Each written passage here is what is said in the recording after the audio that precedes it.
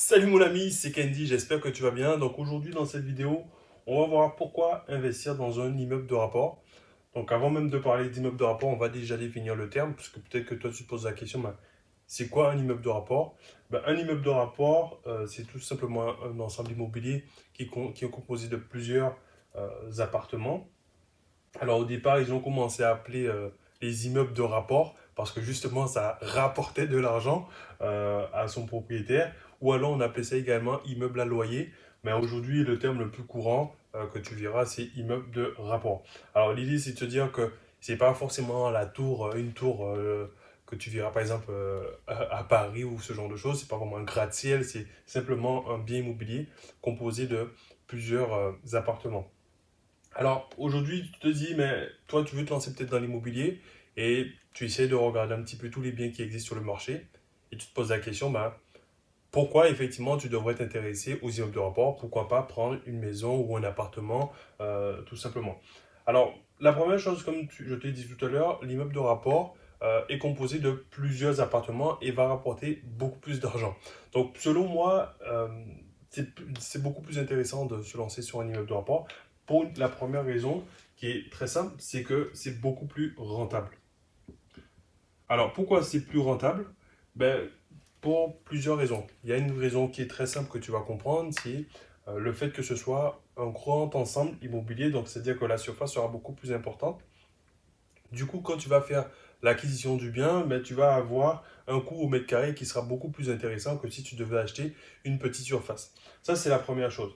Deuxième chose, c'est que tu vas pouvoir aussi bénéficier de certains coûts qui seront réduits, notamment sur toute la partie foncière, les crédits fonciers, tout ça. Ça va être réduit parce que justement, tu vas avoir une surface qui sera beaucoup moins étendue que si c'était une maison. Donc, pour moi, la première chose, c'est que la rentabilité des immeubles de rapport met ce type de bien devant beaucoup de biens comme les caves, les parkings, les studios, etc. Parce que justement, tu vas acheter beaucoup moins cher, parce que comme tu achètes en gros, tu achètes à un prix qui est beaucoup plus intéressant. Ça, c'est la première raison. La deuxième raison pour laquelle, selon moi, tu devrais investir dans les immeubles de rapport, c'est tout simplement parce que comme on parle d'immeuble de rapport, et tout à l'heure je te l'ai dit dans la définition, c'est un immeuble qui appartient à une personne. Donc il n'y a plus de notion de copropriété. C'est-à-dire que tu es le seul maître à bord, c'est toi le seul patron. En fait, je peux l'écrire, c'est que c'est. Moi, je vais dire que c'est toi le patron. Donc c'est toi qui décides de ce que tu veux faire dans ton immeuble. Donc, s'il y a des travaux à réaliser, tu seras le seul à décider si tu veux réaliser tes travaux ou pas. Tu pourras choisir les artisans avec qui tu veux travailler parce que c'est toi qui vas décider. Par contre, quand tu vas acheter du moins un appartement, par exemple, où tu vas avoir une copropriété, si on te dit que ben, cette semaine, du moins cette année, on va refaire la toiture ou on va refaire la façade, ben, que tu le veuilles ou non, si la majorité des gens ont décidé que ça devait se refaire, ben, tu devras mettre la main à la poche. La seule façon, effectivement, qui te permettrait de pouvoir éviter de mettre la main à la poche, c'est de posséder du moins plus de 50% de l'immeuble. Et puis là, effectivement, c'est ta voix qui portera le plus. Mais si tu as moins de 50%, mais là, tu devras te conformer à ce que les autres auront décidé. Donc pour moi, c'est vraiment beaucoup plus intéressant de partir sur des immeubles, ne serait-ce que pour cette notion de liberté, de pouvoir faire ce que tu veux avec ton bien et de pouvoir décider ben, de l'exploitation que tu veux en faire. Si tu veux faire de la location courte durée, ben, tu peux. Si tu veux faire de la location meublée, tu peux. Il n'y a personne qui va te dire, ben non, vous ne pouvez pas faire ça, la porte, vous ne pouvez pas la mettre dans telle couleur, etc., etc.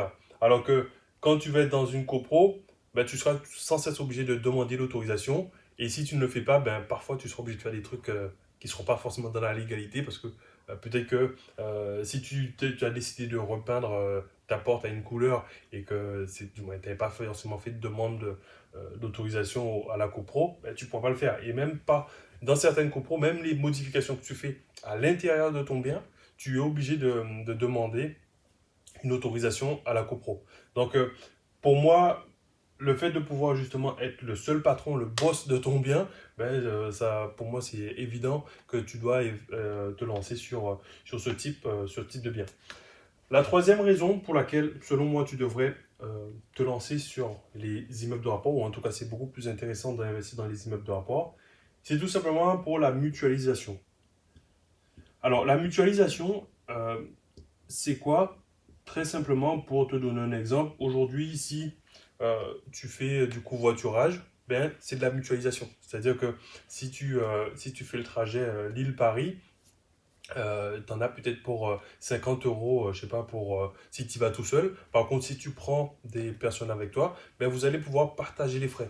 Et dans un immeuble de rapport, c'est exactement la même chose. C'est-à-dire que toi, tu vas pouvoir diluer les frais parce que tu vas pouvoir les répartir sur plus de personnes, ce qui fait que ce sera beaucoup plus important, du moins beaucoup plus avantageux pour toi. Alors peut-être que dit comme ça ne te parle pas trop, mais pour te donner un exemple, moi, dans certains de mes immeubles, je mets une box pour qu'il y ait Internet dans tout l'immeuble. Donc moi, je mets une box et comme ça, je sais que j'ai un abonnement Internet à payer. Par contre, si tu as 5 studios qui sont, par exemple, positionnés à des endroits différents, ben, tu seras obligé de prendre 5 abonnements téléphoniques, 5 abonnements du moins d'électricité, 5 abonnements pour l'eau. Et tu vois, certes, c'est des petits frais, mais qui vont vraiment grignoter ta rentabilité. Alors que quand tu as un immeuble, eh ben, tu peux vraiment mutualiser les coûts. C'est-à-dire que même au niveau de l'assurance, même au niveau de, du moins des abonnements que tu vas pouvoir prendre, tu vas pouvoir diluer le coût sur les autres biens.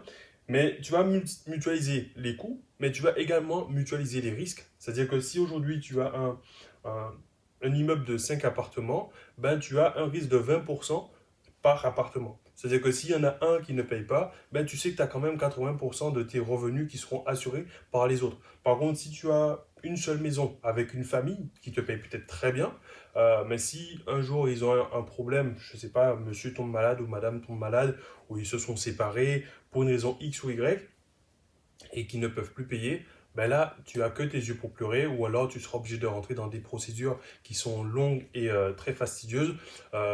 Et si je t'en parle, c'est vraiment une expérience vécue, c'est vraiment quelque chose que je ne souhaite à personne parce que c'est vraiment très chiant.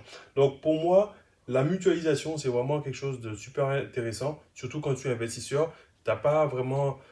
Aujourd'hui, si tu te lances, le but, c'est pas de commencer à te mettre la pression à te dire ben, est-ce que les gens vont me payer, etc. Ben, pour éviter ça, tu mutualises tes coûts et ben, ça te permet de pouvoir te dire ben, ok, ben, si lui ne paye pas, ben, il y en a quelques-uns qui vont pouvoir payer. Et puis comme tu vois, ça te permettra d'être beaucoup plus serein dans tes investissements et d'être beaucoup plus zen, quoi. Et puis voilà. En tout cas, si c'est quelque chose qui t'intéresse, toi, c'est-à-dire qu'aujourd'hui, tu te posais des questions, sur l'investissement immobilier, tu voulais savoir un petit peu vers quoi te lancer et tu te dis que bon, peut-être que les immeubles, c'est quelque chose qui pourrait t'intéresser. Ben, justement, moi, j'ai créé une masterclass. Donc, tu dois avoir un lien en dessous de cette vidéo ou quelque part qui va te permettre justement de pouvoir accéder à cette masterclass dans laquelle je te partage les 7 clés, les 7 étapes qui vont te permettre de pouvoir atteindre ta liberté financière beaucoup plus rapidement, en tout cas, grâce à l'immobilier. Donc, tu dois avoir le lien, comme je t'ai dit, dans la description. Et puis, tu cliques et puis comme ça, tu vas pouvoir assister à cette vidéo. En tout cas, ça nous a fait plaisir de t'avoir dans cette vidéo. Oui, je dis nous parce que j'étais avec mon ami Bob. Et puis voilà. En tout cas, on te souhaite une excellente journée. Je te dis à très bientôt et je te dis ciao, ciao.